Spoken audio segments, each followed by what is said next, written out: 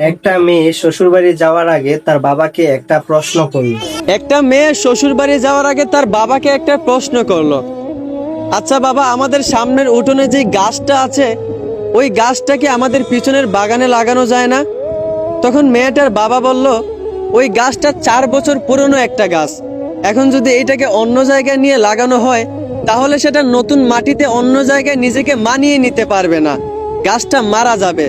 বাবার এই কথা শুনে মেয়েটা তখন কাঁদতে কাঁদতে বলতে লাগলো, আচ্ছা বাবা, 4 বছর একটা পুরনো গাছ যদি অন্য জায়গায় নিজেকে মানিয়ে নিতে না পারে, নতুন মাটিতে নিজেকে বাঁচিয়ে না রাখতে পারে, তাহলে আমি তো তোমার ঘরে 20 বছর পুরনো একটা মেয়ে।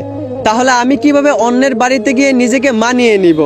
আমি কিভাবে অন্যের বাড়িতে গিয়ে নিজেকে বাঁচিয়ে রাখবো? মেয়েটার এই কথা শুনে তার পরিবারের সবাই অবাক হয়ে গেল। তার বাবা অজরে খাটতে লাগলো।